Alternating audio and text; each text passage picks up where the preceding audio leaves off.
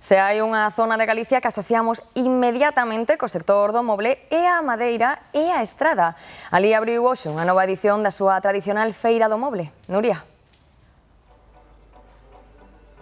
Así é, Antía, se hai unha cita importante neste sector e a que nos trae ata aquí, Feira do Moble da Estrada, 37 edición que reúne a profesionais e tamén a público xeral, que trata de ver o escaparate do que son as últimas tendencias, unhas tendencias que nos falan de moble moderno, funcional e ademais tamén cómodo, sen perder de vista a calidade e o selo distintivo desta feira, tamén dos produtores aquí presentes e a maneira que teñen eles tamén de distinguirse da competencia donde domina o baixo custo e a produción en cadea. E que podemos atopar aquí? Pois dende mobles funcionais que se adaptan a distintas necesidades, ata colchóns a medida ou sofás, atención, que repelen a suciedade e que ademais nos van permitir manternos fresquiños todo o tempo que estemos sentados neles.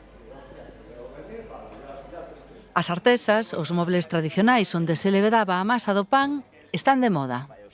Que faga a mesa, que sea unha artesa, pois levounos 3 anos de estudio, exactamente. Vamos traendo o que nos vai pedindo os clientes, según nos digan, pois, ao mellor queren un mueble máis tradicional, pois o que facemos é aplicalo.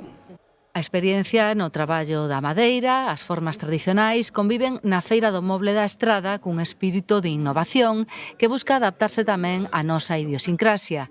Investigación para, por exemplo, mellorar as mesas extensibles. Un pouco o que se busca é o tema dos comensales. Conforme van chegando a comida ou van chegando ao café, como en Galicia, pois vas estendendo según vai chegando a xente. Un sistema que combina suavidade e resistencia, unha novidade que se presenta hoxe para distribuir en carpinterías de toda Galicia. Nesta Feira da Estrada notase xa a remuda xeracional. A empresa de Caldas que hoxe fai estas casas modulares dedicábase antes só a portas e escaleiras. Casa modular de 106 metros cuadrados, serían 3 habitacións, 2 baños, cociña con salón e unha lavandería. 120.000, 130.000... nos precios eso hai moita variación porque depende tamén do que o cliente queira poñer, se persianas eléctricas, se ventanas color antracita. Un sector, o do moble galego, con tradición e potencialidade que pesa moito menos que a nosa produción madeireira e que busca o seu futuro nun contexto case monopolizado polo baixo custo e a autoconstrución.